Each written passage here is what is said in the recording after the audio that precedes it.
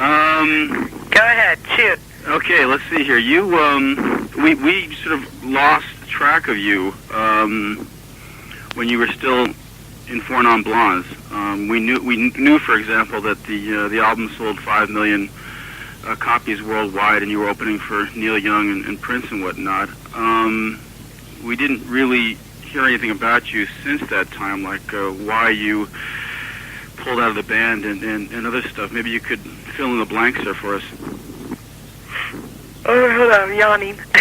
Are you recording this or yeah, I'm writing recording it? No, Okay. I'm recording it. It'll be translated by somebody else later. Okay. Well, basically what happened was I kind of, I really didn't drop out. I just started doing other things. Like I started a record company that it's all mine. I'm running, and I'm signing bands. I have 2 bands, Stone Fox and a band called Tulane Blacktop. I'm financing an independent film that I came up with the idea and putting together, and it's going to start shooting in August. I've been producing bands. I've been doing a lot of things, and I worked on my own record, and I wrote my record and worked on it and recorded it. And now I'm, ready to start back up, and get into the, the media or whatever it is out in the open again. Yes, it's quite unusual to hear about a musician who, with one album out, albeit a very major release, in such a diversity of fields. It seems like you're very ambitious for still a pretty young person, right?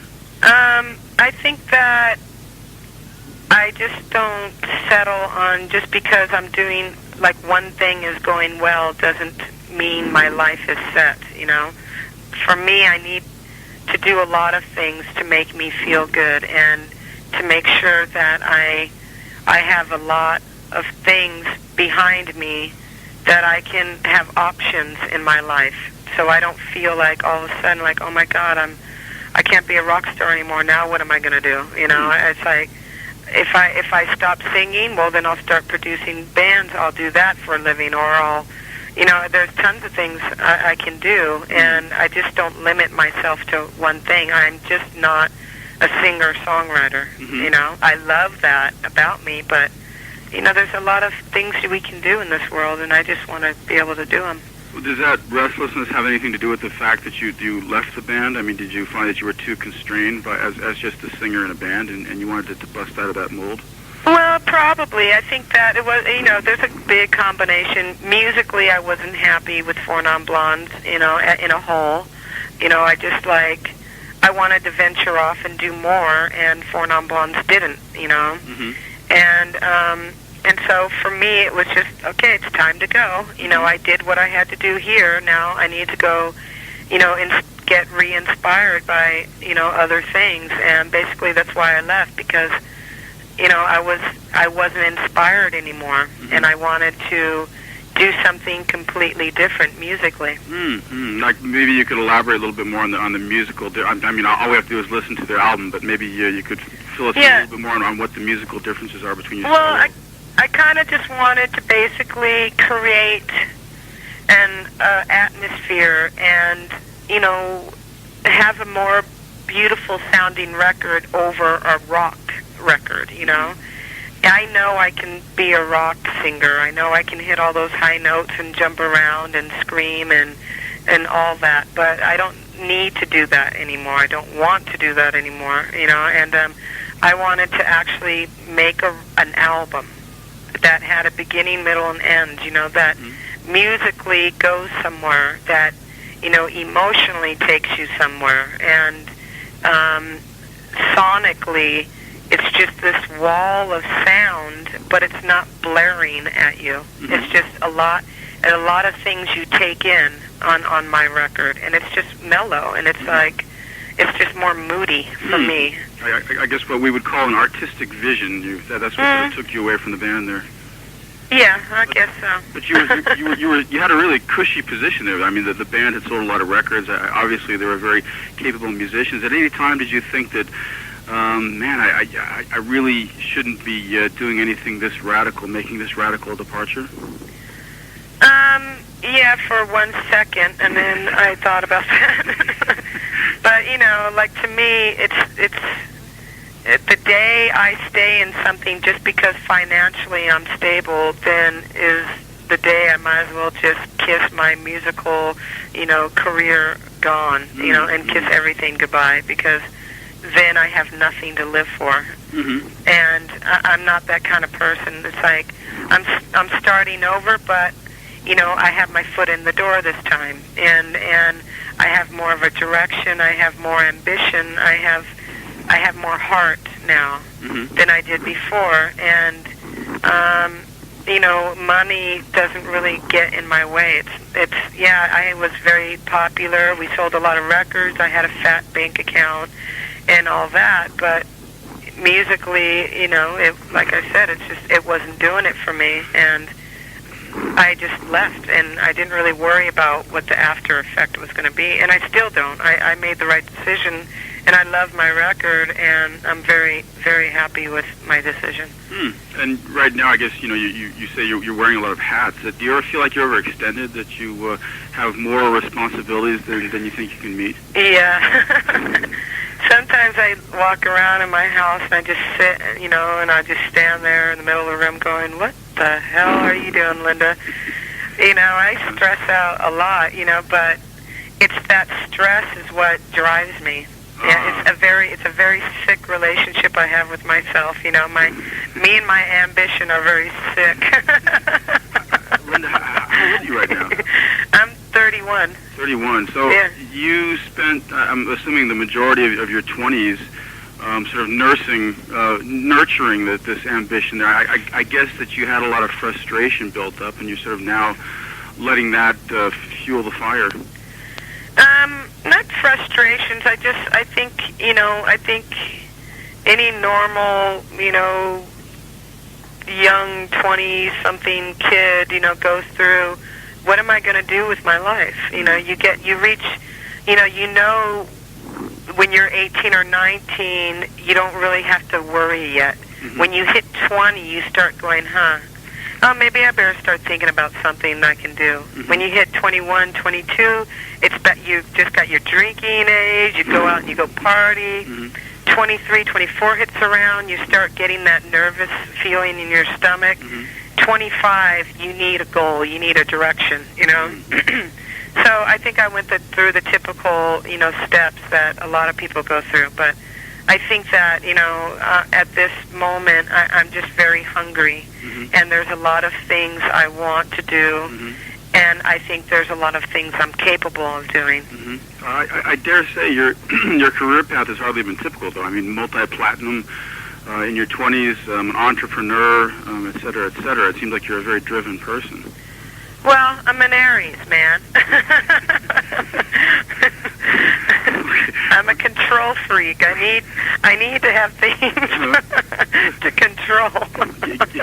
Getting back to In Flight, the journalist here, who is a woman, by the way, who's named Hisaya Odashima, and she notes that that In Flight is a lot more subdued than what she had been given to expect on the basis of you know, singles such as What's Up.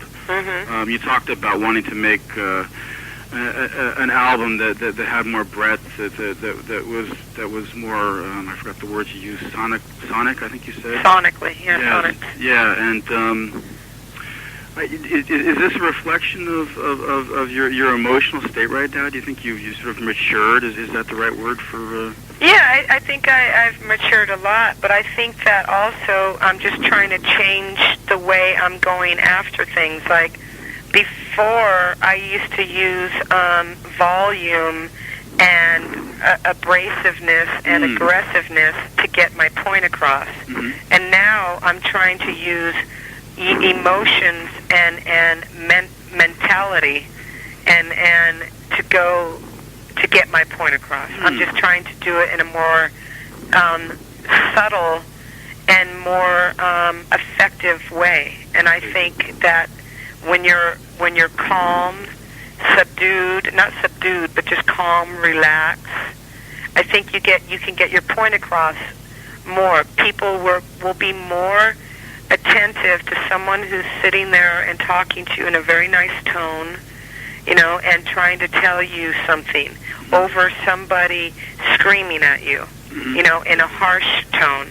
You're not going to want to join into that conversation. I think people will join into my conversation more. Do you have any role models, Linda? Is that a glib question? Do you have any musicians that maybe sort of led you in that direction? This sort of I love Pink Floyd. I think Roger Waters is a wonderful, songwriter and performer, and I love Pink Floyd records, and I think they're very, very sad and very happy and very twisted all at the same time. That was my biggest influence, actually, and and then on the other flip side, I love Janis Joplin a lot still. It's like because she's got that emotion that just really, with one little note, that woman can just take you into ecstasy. And then for my strength, my mother is my hugest influence. And are you still close to your mother now? Does she live? Yes, I am very close to her. Oh, I see. Okay. But how about among musicians of your generation, or your contemporaries, I guess you'd say? Are there any musicians that you find are kindred spirits, or sort of? Well, I'm starting to open my ears up more. I've had my ears closed for a really long time to new music because I've really been very just not impressed lately, but there is a band that actually I just kind of, saw, and I just went right on, and this is a band called Geraldine Fibbers, which is on Virgin. Geraldine Fibbers at Fibbers? Yeah. Okay. A great band, and everybody will probably be hearing about them pretty soon, but they're on Virgin Records, and you can go get their record anyway, but great, really emotional sounding band, but they're very they're loud, but the girl, the singer, is just, her voice is just very, very, it's really nice. It's very, she can get very harsh, but her screaming isn't like screaming, it's very emotional. You said that your ears were closed for a while, and yet your label has signed 2 bands already, right? Oh, well, that's a whole other story, because they're great. I guess what I'm talking about, I guess the commercial success of music right now, but yeah, my bands that I have are very just total open, just really great sounding rock and roll bands, and but I'm just talking about like when I flip on MTV or turn on the radio. It's kind of like what people are making successful. To me, is I don't get it. I'm like, what? I don't understand. Where did this come from? Right. Why is this band huge and this band is nowhere? So you sort of plucked these 2 bands from the local San Francisco scene. That's. Yeah. I see. So you had always been very active in that scene and knew a lot of people, right? Yeah, I mean, I love San Francisco, and I do everything I possibly can to, help out the musical community here. And I'm a very, very, very helpful person here, And if I see a band that I like and I think that they have potential, I'll take them into the studio, or I'll talk to them. I'll just give them whatever advice or help I could possibly give them. Do you think that scene has molded you very much? Has it had much effect on you? Well, yeah, I think there's a lot of diversity here musically. There's like wonderful jazz bands, rock bands, funk bands, country bands, punk bands. There's every single kind of music going on here. We don't have a label in San Francisco of like, oh, we're grunge or whatever. We don't have that because so many different styles of bands comes out of here. I mean, we've had Metallica, En Vogue, Faith No More, to Four Non Blondes, to Counting Crows, to Tupac. It's like that's a big range of people there. And yet, he said, segueing into the next question, you chose Bill Bottrell as your producer, who's very LA, right? Right. Yeah. He what? He's very LA, isn't he? Bill? Oh, no. Really? my error. No, Bill is not very LA at all. He's a very, actually, non-LA. He has a house in Mendocino, you know. Ah, okay. He, you know, lives in Pasadena, and actually he's moving out there. He actually doesn't, you know, he's everything but LA. Mm-hmm. He's a very cool guy, very down-to-earth, very talented producer. And me and him worked very well on this record, and you know, we did it together, and it was a wonderful collaboration. How did his name come up as producer? Actually, my A&R guy from Interscope mentioned him, and my first reaction was no way. That guy that did that Sheryl Crow chick, you know, no way. I'm not going to get involved with that, you know. Mm-hmm. That's all I need is for a bunch of people to compare me to her. I go, fuck that. Mm-hmm. And then after weeks and weeks, they basically made me go meet him, and I met him, and I just instantly, me and him just got along perfect. Wow, they must have been convinced beyond a shadow of a doubt that he was the man for you. What do you think made them so confident of that choice?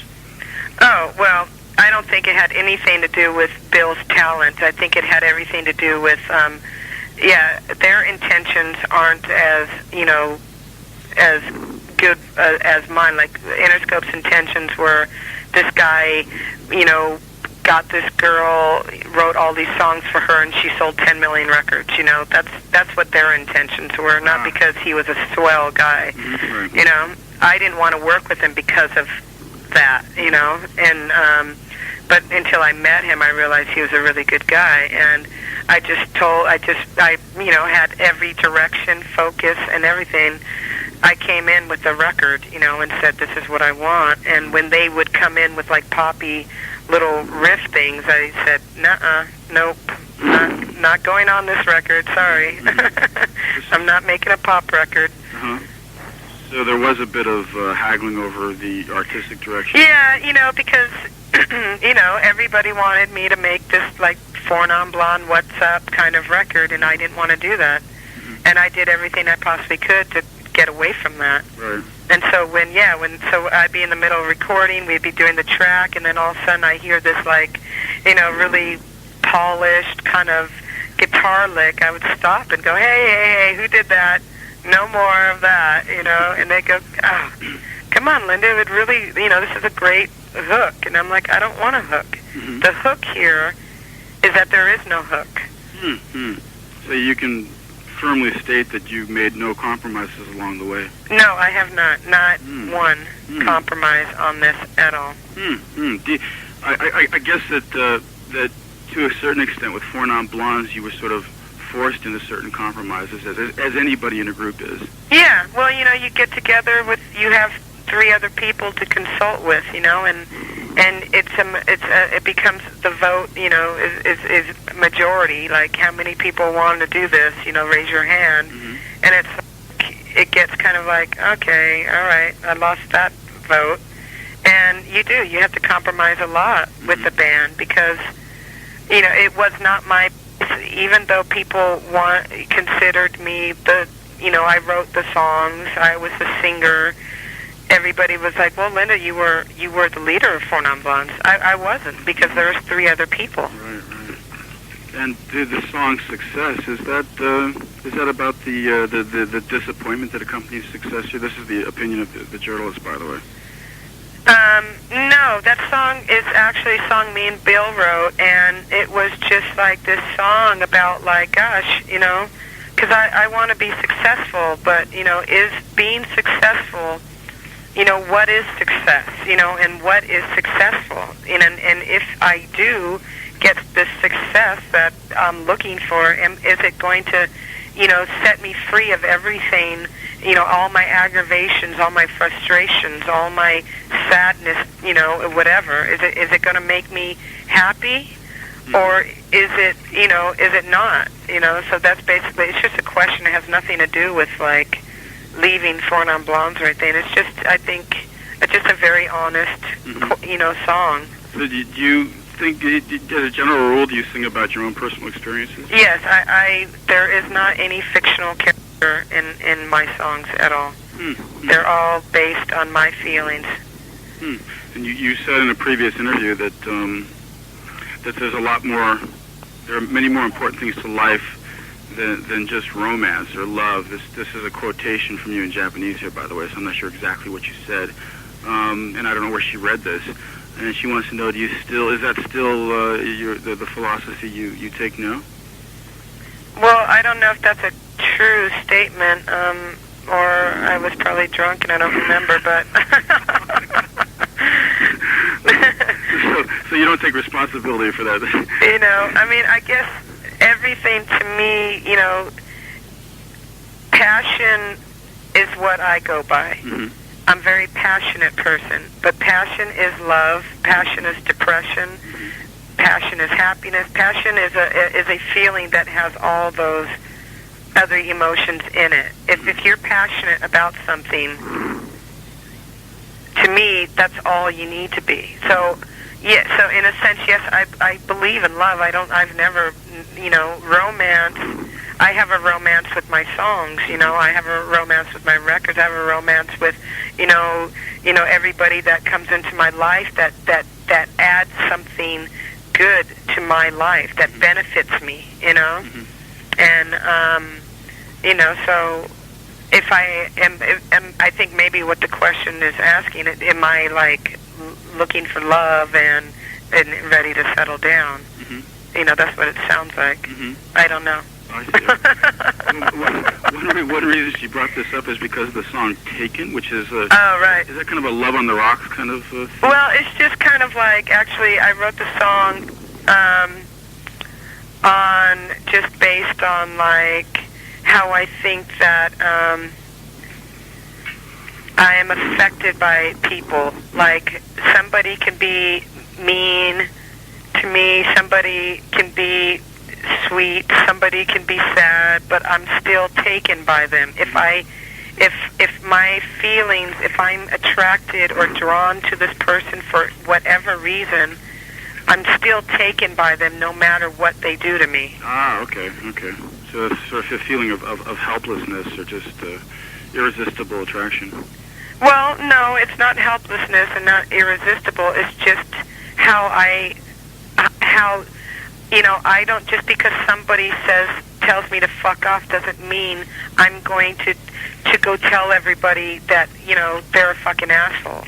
It's like you can say whatever you want. I'm still going to keep the same feelings I have. I'm talking about friends, lovers, you know, whatever. You know, it's like, just because you do something bad to me doesn't make me, it's not going to make me do something bad to you back. You know? And I think that a lot of people get very vengeful. And just because their feelings are hurt, they get vengeful and they start saying and doing things that aren't necessarily true to their heart. You know? And then that's where you get bad karma coming on you. That's an interesting thing. I've never heard of that before. I mean, what possessed you to bring that up as a theme? Well, because that's just the way I live. Was it? I mean, what, any particular relationship with a person or a relationship? That's a relationship with I have with a lot of people, like some people, some friends, you know, like or a relationship. You might not feel like they're getting, you know, what they want from me, or they'll become jealous or mean or whatever, and they start saying things bad about me, and I just let it slide. I just go, okay, they're just hurt and they're having these bad feelings, but I'm not going to, and they want me to get mad and say something bad back to them, and I say, I'm not going to get in that. I'm not going to get myself into that. I'm not going to, you know, change my feelings. If I fell in love with somebody, doesn't mean, you know, 10 years later I'm not going to have a special feeling for them still. Right. You know, and as a friend as well. Well, that's a very, you know, mature outlook. I mean, did it take you a long time to cultivate that, or? Well, I think that, you know, yeah, I think everything takes a long time, but I think I'm a fast learner, and I'm a very honest and open person. And because I'm honest and open, it allows me to be open to things that come my way, you know, and I keep my eyes and my feelings very open, and I want to learn. You know, I want to be the best person I possibly can be before I die. Mm-hmm. You know. Mm-hmm. And now for the National Enquirer segment of our interview here, there was a thing in your bio about it said you're gay, Mm-hmm. and the question here was the journalist read this and thought, maybe this is the great coming out album for Linda Perry. Is that is this the first time you've disclosed this? About me being gay? Yeah. Well, obviously, if my record's not out and you've heard I'm gay, then I guess I'm doing it before my record's out, you know. But no, I mean, I've been gay since I got involved in music. I've been gay for a long time, and I haven't hidden it. And anybody, I mean, anybody could ask me, and I've been very honest. And I've said it 4 years ago, but nobody wanted to hear it 4 years ago, you know. But now, 4 years later, because it seems more popular, now it seems like, oh, people want to talk about it. But, you know, I think it's, I think instead of asking me, am I coming out, I think it's more of asking interviewers and the people, are they finally, you know, opening up their minds? It seems like there's sort of there always ends up being a focus on this, although you know, journalists swear. No, I'm gay. I have no problem about being gay. I've never have. I've been very honest about it. I'm not a Melissa Etheridge waiting 15 years, you know, and making sure my career is at a very stable, you know, area, and then all of a sudden deciding, oh, okay, I'm going to make a record, say, yes, I am on it, and, you know, I'm going to come out now, you know. It's like that kind of shit, you know, bugs me a lot. It's like someone, you know, it's like for 10 years has been hiding it, and then all of a sudden, okay, I'm safe now. You know, my career is stable. I don't need anybody. I can go ahead and tell everybody I'm gay now. You know, I'm not doing that whatsoever. My career isn't stable, and I've been gay, and I've, like I said, I said it 4 years ago. And it's interesting because not only did she do it after making sure it was safe, but you get magazines like Rolling Stone who sort of help her kind of cash in on it. Yeah, you know, and it's pretty. To me, it's people. You know, gay people like that are not gay to me. You know, they're just as bad as the bigot on the street, you know, yelling at homosexuals. To me, is when, you know, when a gay person hides their way and waits till years and years and years to come in and finally go, okay, yes, I am, and now, wow, God, I'm getting a lot of attention now for it. You know, that's just as bad as a very narrow-minded straight person. But at the same time, it seems like there is a battle to be fought because... Well, there is a battle, and the battle is between both sides. You know, the idea here is that there is no big deal. You know, and people need to stop making such a fucking big deal about, you know, what people wear and what they choose to, you know, if they want to have an abortion or not, or if they're gay or if they're straight. Who gives a fuck? You know, that's not going to help anything. You know, and I think the war is that the fight needs to come to. There needs to stop being a fight. You know, people just gotta go, okay, and accept, you know, things as they are, and just fuck it. It's not a big deal, man. I like chicks. So fucking what? But you don't feel like sort of rectifying the situation. I mean, you get like sort of intolerable news stories, like, you know, in Salt Lake City, a group of gay students try to form a club, and the city outlaws gay clubs for high school students. Well, and see, again, that's stupid. It's just, it's ridiculous. It's just really dumb. You know, and that's what gets me upset on certain situations. It's like, instead of Melissa Etheridge, you know, waiting 10 years to speak up, you know, for 10 years she's had these fans. The woman sold millions of records. She's had all these fans that are gay and straight, you know, of all ages, that probably needed somebody to go, you know, is this okay? Am I doing all right? And someone to look at on TV and go, God, she's gay and she's doing fine, you know. and this must be all right. Mm-hmm. But when you have, if you ask me if I'm gay and I said no, and when I really am, mm-hmm. then there must be something wrong with it if I had to say no. Mm-hmm. Mm-hmm. If I can't even say yes, there must be something wrong with it, and you're going to know that. Mm-hmm. You know? So you're saying that the best you can do is just basically be open about it, and then be open, say yes, right. and say, yeah, what about it? Right, and just conduct your life as a normal person. You know? Right. Okay.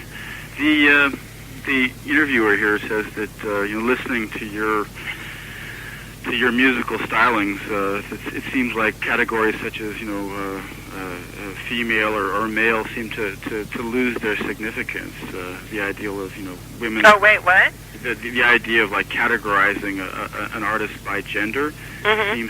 seems very nonsensical, because you're capable of creating music that's very powerful, or also very subtle. Did you feel any sort of personal backlash to people's tendency to sort of write you off as a female artist, as opposed to a... Well, I never let myself get in there, I've been offered many times to be on like all women records, or to be spotlighted in Women of Rock and Roll, and all that stuff, and I turn that stuff down, because I say, I'm not a woman in rock and roll. I'm a person playing music. I'm not a woman here. It's not about me being a woman. And again, it goes along with the gay thing. It's like, the fact that it's a big deal that women are in music, that there's something wrong with that part, that it's actually such a focal point. But that's fine. If they want to start getting, I support it completely. I think right now there is a big surge of, women musicians coming out and stuff, but half of them are women musicians, and half of them are put together by producers in a studio, and aren't really musicians, at all, or just, they have somewhat of a look and a good sounding voice, and hey, we can work this, and have a bunch of people write their songs for them, and then they stick them out there and go, okay, here's a woman in rock and roll. That's not a woman in rock and roll, But so I try. The only thing I do is just try to stay away from anything like it's only just a woman thing, Right. Because I don't believe in just only, women night only. I don't believe in stuff like that. It might actually be considered a valid approach if an artist sort of uses that as a premise, like she's exploiting the fact that she's a woman, or she's exploiting her sexuality. Yeah, well, I don't. You know what? It doesn't. It's either here or there for me. I personally, it's my choice to stay away from getting involved with anything that says woman in rock and roll.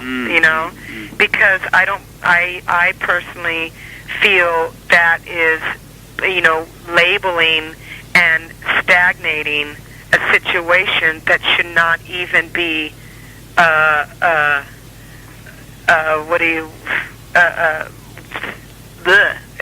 It shouldn't even be, I'm a woman, I'm playing music, just like Robert Plant is playing music, Yeah. And so anyways, but yeah, there is a woman in rock thing. Yes, I do get put into it because I am a woman, and I am playing music. So there's nothing I can do to get away from it, except, do what I do and not take that as some kind of stepping stone. How about this? Do you ever felt you've been at a disadvantage by being a woman? Do you think you've had to work harder at sort of proving yourself? I know friends, I have people around me that, yes, constantly have battles and get, put down and stuff. I do not accept that as even an option, of why I can't do something. So if somebody says, I'm sorry, but you can't come in here because you're a woman, or I'm sorry, you can't do that, that is not going to get in my way. I'll either kick them in the balls and push my way through, or I'll figure out another way to get around it, but I will come through, and I will not allow that to be an option for me, that I cannot do this because I'm a woman. In Uninvited, you use the word Jesus a lot. Is this a religious thing, or are you referring to something else?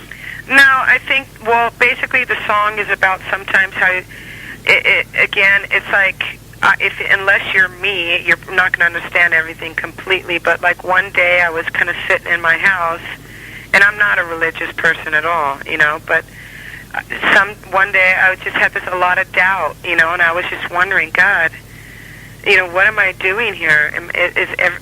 Does somebody believe in what I'm doing, you know?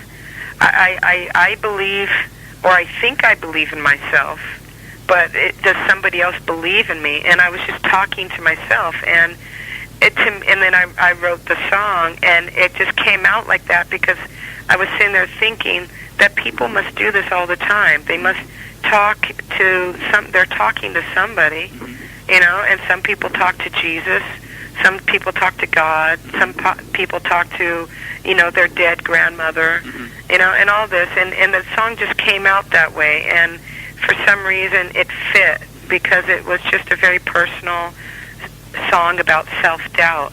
Okay. And no one ever has wondered, you know, it's like, you know, like I watch people like pray and do all this stuff, and, you know, but I'm just wondering, God, I wonder if, like, you know, that person believes in them. But you are finding yourself in a position where you do kind of indulge in this sort of, not a prayer process, but... I talk to myself a lot. Dialogue with yourself. Yeah, I talk to myself a lot. You know, I could be in a total conversation with tons of, you know, a room full of people, and I could be sitting in the corner talking to myself, and people just, like, look at me like, who the fuck are you talking to?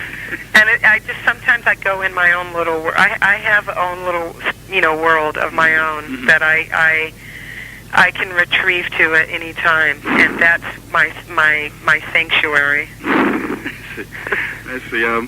You apparently had a lot of these last two questions, by the way. You had a lot of troubles during your youth when you were a teenager, and you left home, were doing drugs and whatnot. Did you find that life becomes easier and easier to live every year, or do the problems just change as you mature? Well, I think the problems stay the same. I think you start learning how to deal with these problems better, you know, in a more rational and more mature, responsible manner. And I think as a kid, you don't have enough knowledge, you know, when you're growing up, you don't have enough knowledge yet of how to deal with certain things, and your knowledge is, you're a kid, I'm supposed to have a good time, go get drunk and do drugs and get crazy because I'm a kid, I can do this stuff. You know, I'm not supposed to sit down and try to rationalize, you know, this, you know, whole fucking life right now. And I did. I lived my life as a kid. I did the things that I felt I was supposed to do because I did not want to be 30 and all of a sudden looking back on my childhood going, you know what, you know, I should have just lived it up.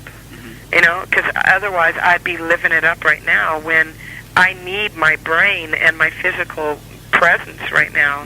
And I can't afford to, like, be ratted out on drugs and, you know, being irresponsible right now. That was for me when I was a kid. And now what my job is to be responsible and make my dreams come true. And lastly, this sort of connects to what you're saying about making your dreams come true.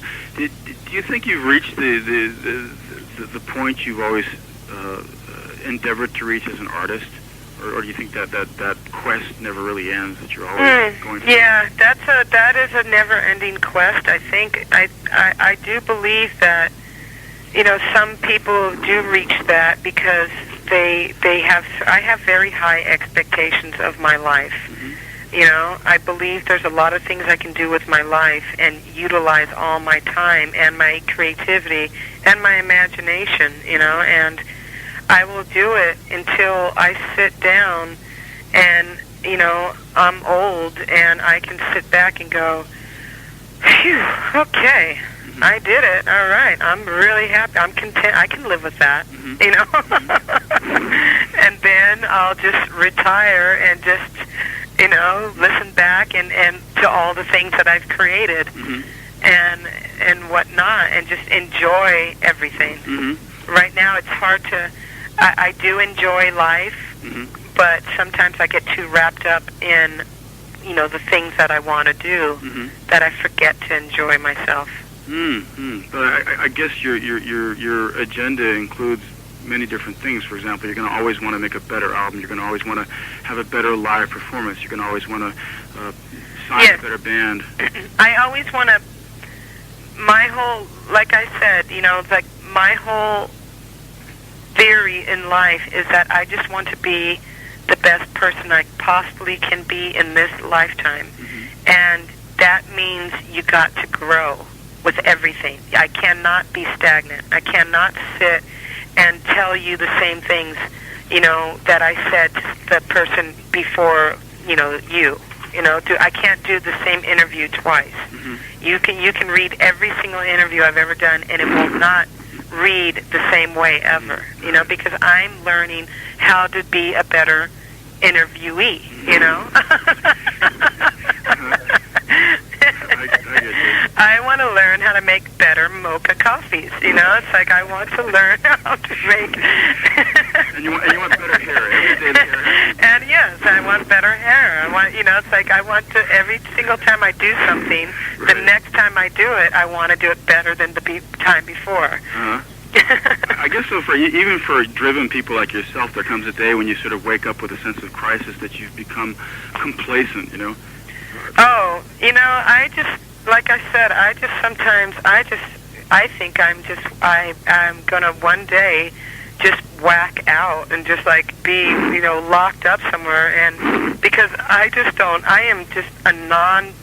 do not get satisfied. I am so, you know, I will be the last person to say, okay, yeah, that was good. Everybody in the room, I mean, if I wanted someone to paint something and they did an amazing job and they look at me and go, what do you think?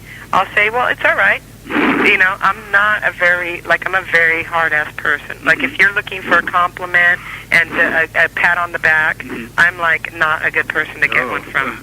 Because I always say, well, I think you could have done a better job.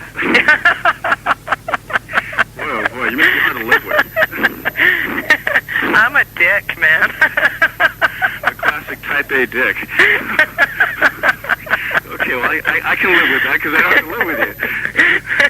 Okay, well, Linda, I think I've covered everything I have to cover here. Okay, cool. Is there anything else you'd like to mention for the fans? No. Like when you might be out here? Or? Well, I'm coming pretty soon. I'm doing all these promotional tours right now. Then I start doing shows in September out in Europe, like Germany, Sweden, all that area. Oh, really? You do Europe first? What yeah. Is that?